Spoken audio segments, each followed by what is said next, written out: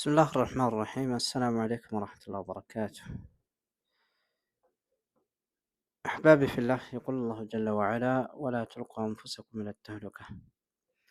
الله سبحانه وتعالى ራሳችሁን ወደሚያጠፋችሁ ነገር አትጣሉ ይላል። እና ኢዘን ይህ በምስል ላይ የምታዩት ልጅ ማለት ነው ያው እዚህ ረመዳን ውስጥ የተከሰተ ክስተት ነው።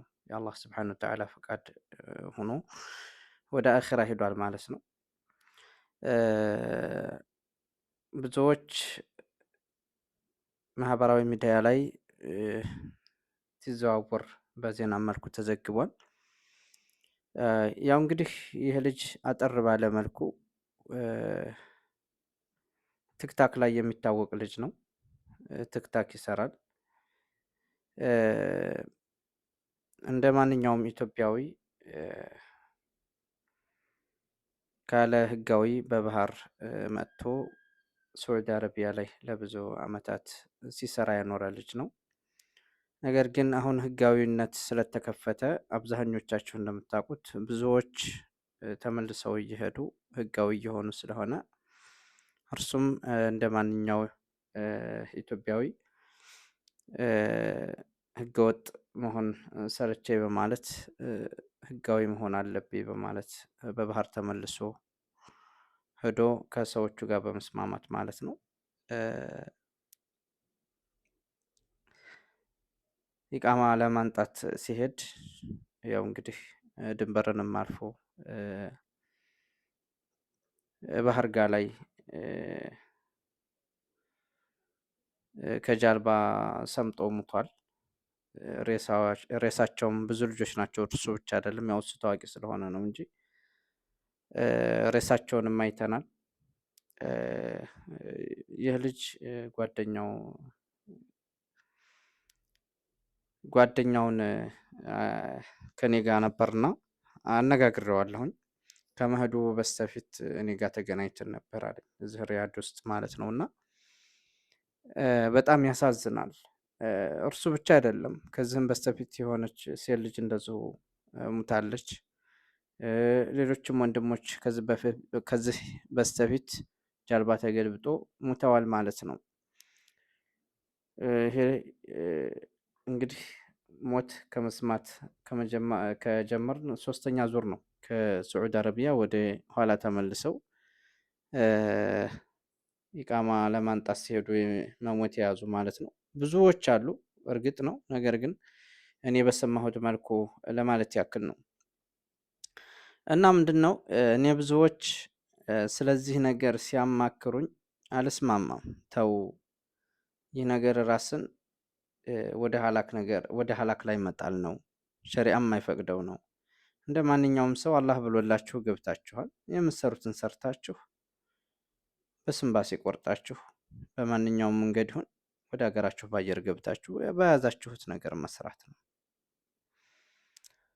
ብዬ ነው ምክር የምሰጠው ማለት ነው። እና በጣም ያሳዝናል። እንግዲህ አላህ ስብሐነሁ ወተዓላ ይቅር ይበለው፣ አላህ ይዘንለት።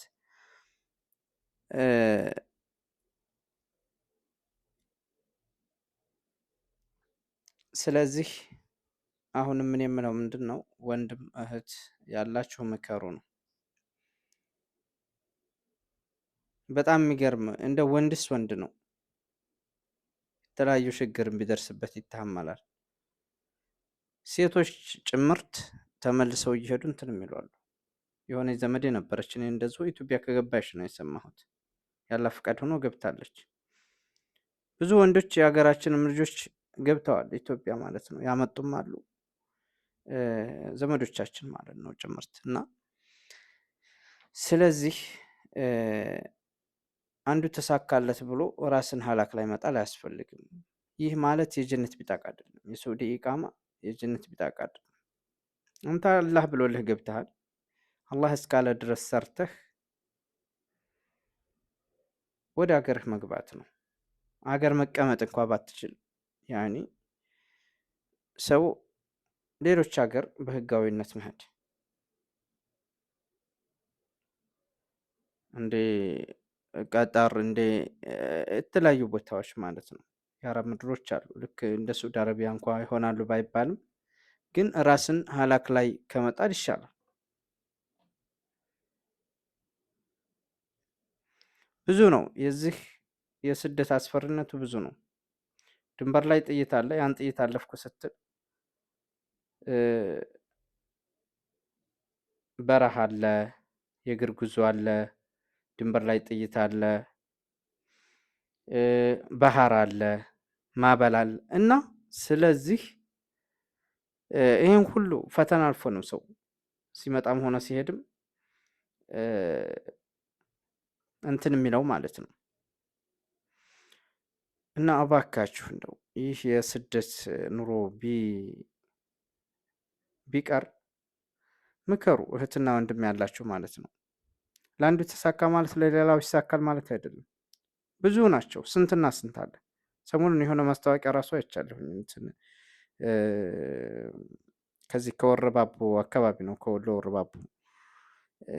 ልጃችን ሞተ የለ ዳነ የለ 3 ዓመቱ እዚህ ሳዑዲ አረቢያ መጥቶ በዛ አመት ከምናምን በታሰሩበት ሰዓት ሹመሲ ታስሮ ነበረ እና አሞት በጥናት አሞ ሐኪም ቤት ሄዶ ከዛ ወደዚህ ድምፁ ጠፋን ብለው አባትየው በጣም ነው የሚያሳዝኑት። በጣም ነው የሚያሳዝኑት። አይናቸው ሊጠፋ በቃ ትልቅ ከመሆናቸው ሀዘን ላይ ከመሆናቸው የተነሳ ማለት ነው ደርሶ አስባችሁታል?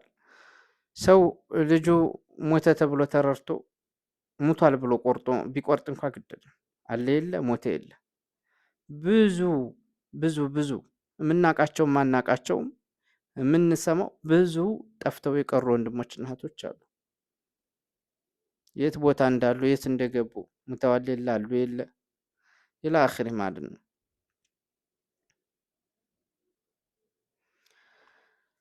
ስለዚህ እኛ ሙስሊሞች አላህ ስብሓነሁ ወተዓላ ራሳችንን ወደሚያጠፋን ነገር እንዳንጥል በቁርአን ከልክሎናል። ወላ ቱልቁ አንፉሰኩም ኢላ ተህሉካ፣ ራሳችሁን ወደሚያጠፋችሁ ነገር አትጣሉ ብሎ እንደው አገር ቤት ከአገር ቤት እንኳን የሚመጣ እንደው ሆን ያኒ ሸግሮኝ ነው ልለወጥ ነው ብሎ ቢመጣ ችግር የለውም። ያኒ እንትን እያልኩ ሳይሆን እንደው ቢሆን እንኳን ሸግሮት እንትን ብሎት ከዚህ ሪያል እየሰራ 1 ሚሊዮን አካባቢ ይዞ 700-800 ሺህ ይዞ እንደገና በዚህ ተሰድጄ እንደገና ስደት እመጣለሁ ብሎ እንትን ማለት ከባድ ነው። አንድ ሰው ለምን ባጃጅ ገዝቶ ለምን ሀገሩ ላይ እንትን አይልም? ተፍተፍ አይልም? ለምን ሞተር ሳይክል ገዝቶ ተፍተፍ አይልም? የአረብ ፍየል አብዛኛው አረብ ፍየል ሲጠብቅ ነው 500 በግ 150 በግ ሲጠብቅ ነው እንትን የሚለው ማለት ነው። ለምን አንተስ እዛ ሄደህ ይሄን ስራ አትሞክረውም? ፍየሎችን ገዛ ገዛ አድርገህ በጎችን ገዛ ገዛ አድርገህ ያዋጣል ከጠነከሩ ማለት ነው። እዚህ በሰው ሀገር ላይ ሀገር ሲንደላቀቅ የነበረው እንትን ብሎ ነው የሚሰራው፣ ጭረት መስሎ ማለት ነው። ረጀስ ላይ ቂጣ እየጋገረ አህያ እየዘባ ድረስ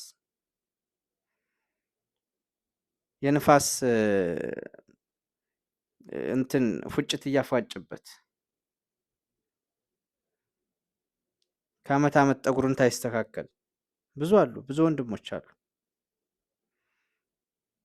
እንደዚህ እኮ ነው ተሰርቶ አገር ላይ እንደዚህ እኮ ነው ብትሰራ፣ አዱንያ ብታረባ፣ ፍየል ብታረባ፣ ከብት ብታረባ በቻልከው መጠን ለምን ዶሮ አታረባ? ውጤት አለው ከሰራ። ግን እኛ ሀገር ስንሄድ እንደላቀቃለን። ጫማቃም ነው ይሄን አላህ የጣለበት አደንዛዥ እጭ የሆነ ጫት ማለት ነው። እናትና አባት እንኳን ለመታዘዝ ፈቃደኛ እንሆን። አግባብ አይደለም ነው፣ አግባብ አይደለም። ሰው እዚህ ሰው ሀገር ላይ እንደሚለፋው አገሩ ላይ ቢሰራና ቢተጋ ይለወጣል። እና እባካችሁ አላህን እንፍራ። በቃ ይህ ነገር በዚህ ይብቃ። ምከሩ፣ ወንድሞችን እህቶችን ምከሩ። አግባብ ያልሆነ ጉዞ አንጓዝ ለማለት ያክል ነው። አሰላሙ አለይኩም ወራህመቱላሂ ወበረካቱሁ።